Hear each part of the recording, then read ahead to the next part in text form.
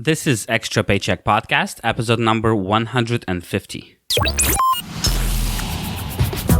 You're listening to Extra Paycheck Podcast, where you will learn how to build and grow your own successful online business. Now, here's your host, Alex Soul. Welcome to yet another episode of the Extra Paycheck Podcast. This is episode number 150, and today I will be talking about the tools, services, and products that I use for my online business.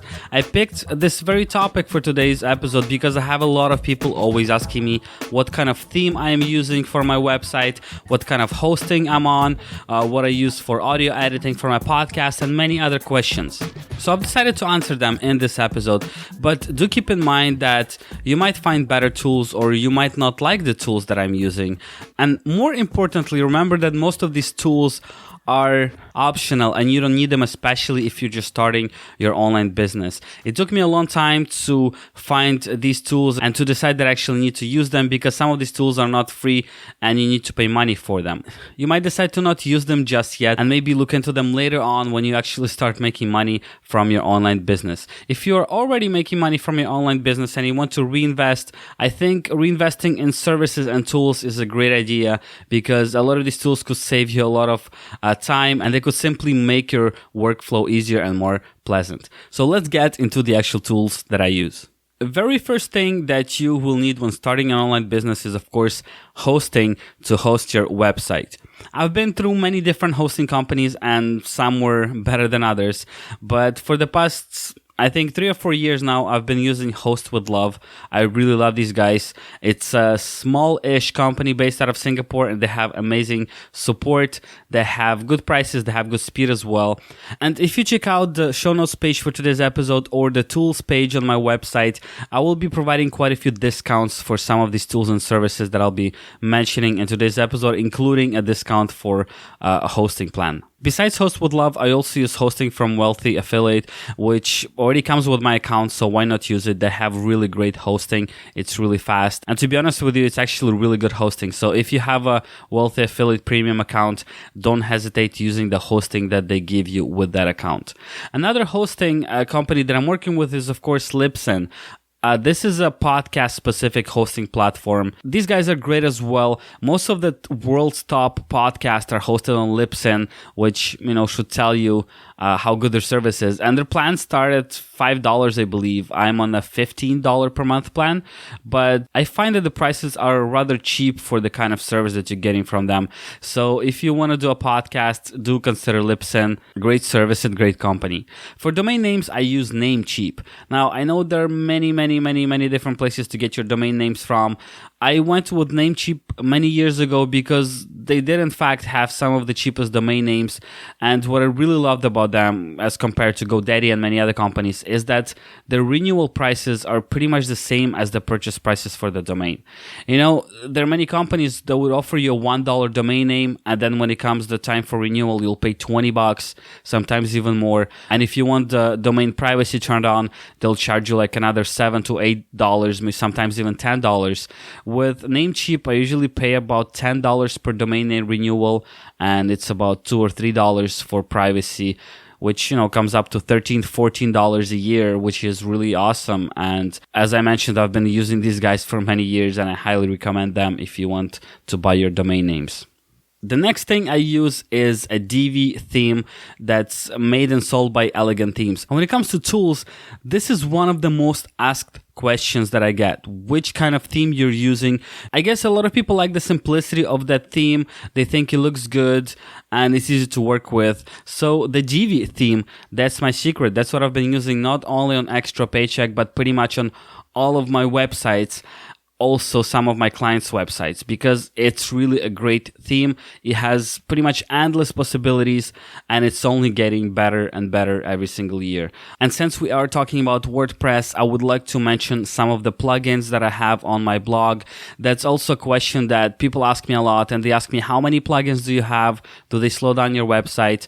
What kind of plugins you're using? All right, so I don't really care how many plugins I'm using as long as those plugins are necessary for my website. When I stop using a plugin, I usually deactivate it and delete it completely from my website because, well, I don't want to mix in with everything else and maybe causing problems along the way. But whenever I do need a plugin, I simply install it and don't break my head counting how many plugins I have. Is it too many? Will they slow down my website? I do check my website speed from time to time, which seems to be okay. And this is the reason I don't really care how many plugins do I use. So some of my most favorite plugins for WordPress are, of course, Yoast for SEO. And I don't use it for SEO as much as I use it for other things. For example, whenever I want to share my articles or my blog posts, my podcast episodes on social media, Yoast allows me to attach a different picture for Facebook sharing, as well as different title and different description for that episode.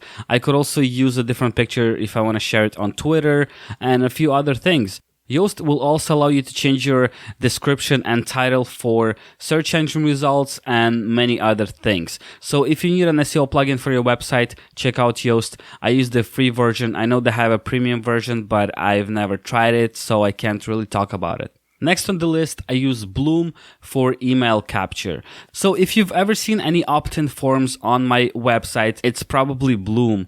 And Bloom is a plugin that you can't buy separately. It's not free either.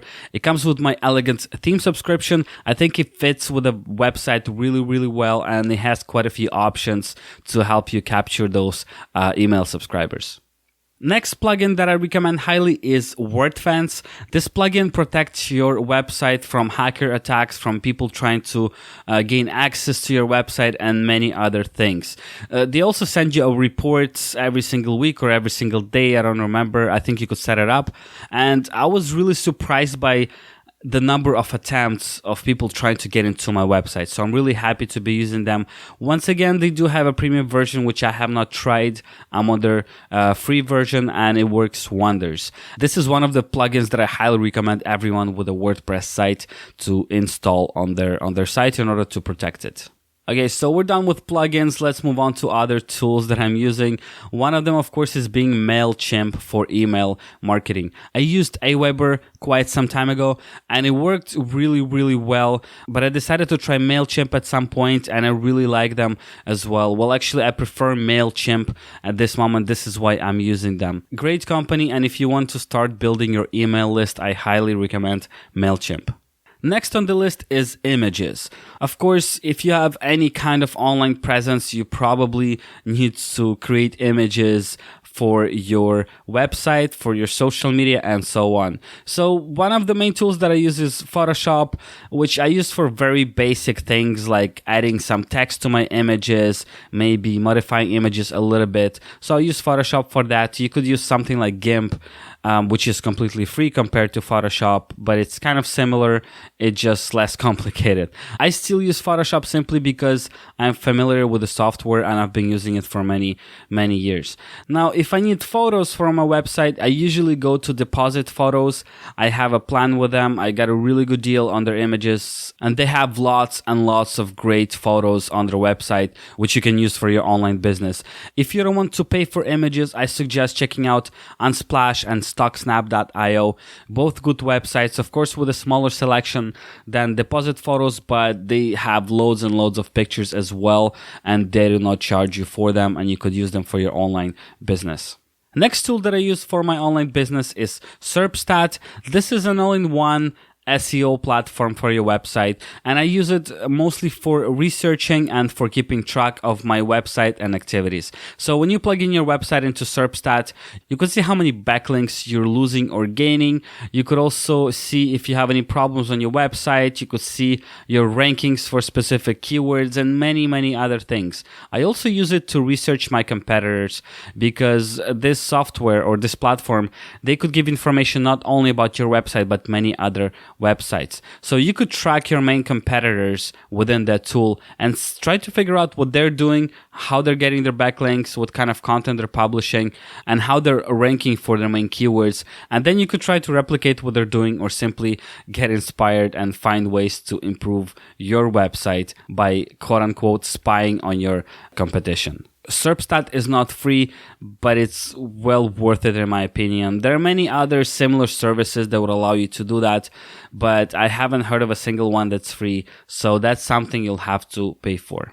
Next up, podcast tools and services. There are only two main tools that I'd like to talk about. First one is, of course, Audacity. This is a free software that I use for editing my podcast. And the second tool that I'm using is Smart Podcast Player. This is basically that podcast player that you see on my website. To be honest, it's not really needed. And if you have a podcast or starting a podcast, you certainly don't need that tool. But I think it looks really, really good on my website. And that's mostly the reason why I decided to purchase it and use it for my podcast.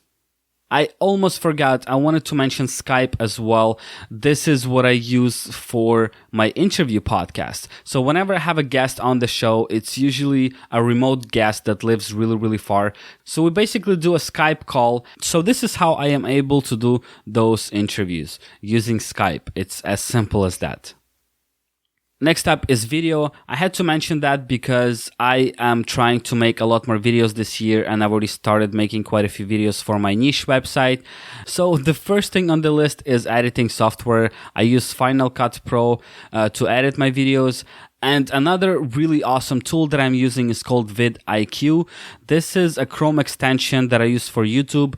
Basically what this extension does, it helps you with optimizing your videos for SEO. So just like doing SEO for your blog, for your articles, you need to do some SEO for your videos as well if you want to rank well on YouTube, because YouTube is a search engine. And if you haven't heard, this is the world's second most popular search engine right after google.com. So basically, I use vidIQ to mostly guide me through this whole SEO process because it tells you how many more tags you can add, how much text you can add in your description. It gives you other hints and pointers on how you can improve your video, but also it allows you to see the tags and quite a few other things on other people's videos, not only yours. So let's say you want to rank for a very specific keyword phrase on YouTube. You could search for that keyword phrase and look up the first 3, 5, 10 videos, and vidIQ will show you what kind of tags they're using, what kind of engagement the video is getting, how many views are coming directly from YouTube and how many views are coming from other sources, and a lot of other useful information. And then you could take this information and try to improve your video and your YouTube channel in order to get more views, more subscribers, and simply gain some traction on YouTube. I think at this point we're pretty much done with all the software and tools that I'm using for my online business. I'd like to mention a few pieces of equipment that I'm using for my videos and my podcast, because a lot of people ask me about those once again. And to be honest with you, it doesn't really matter what you're using. If you want to get into video, you could start doing that by simply using your smartphone, because a lot of smartphones these days produce beautiful video and decent enough sound. If you want to start a podcast, you could also do that by simply using your smartphone. Yeah, of course, with time, you'll need to upgrade to better gear, but you can start doing all of that with a smartphone, so you don't need to worry about investing your money into gear. But if you want to hear about my equipment, here's the list. So I've been using Sony RX100 camera for most of my videos. Now I'm switching over to Panasonic Lumix G7 camera. When it comes to sound, I'm using a Tascam DR05 recorder for my podcast as well as for videos. Because if you haven't noticed, a lot of cameras don't produce really good sound regardless of how expensive that camera is, and most of the time you need some kind of external microphone or some other kind of audio device to record audio separately from your video. So I'm using my Tascam DR05 for both my podcast and my videos as well. Also for the podcast, I am using Xenex Q802 mixer, and I'm using the Audio-Technica AT2005 microphone. I used the Blue Yeti USB microphone when I just started this podcast, but eventually I felt like I needed to upgrade my gear. So this is how I ended up with my current setup. I'll be posting the show notes page for this episode at extrapodcast.com/150. This is where you'll be able to find a list of the tools that I mentioned in today's episode, also the equipment and a few other things. If you have any questions about today's episode or starting a podcast or going on YouTube or online business in general, please feel free to leave a comment on that page or reach out to me by email. Also, head over to extrapodcast.com/iTunes in order to subscribe to the show on iTunes, as well as extrapodcast.com/Spotify in order to follow the show on Spotify. Once again, thank you so much for tuning in, and I'll talk to you next Monday.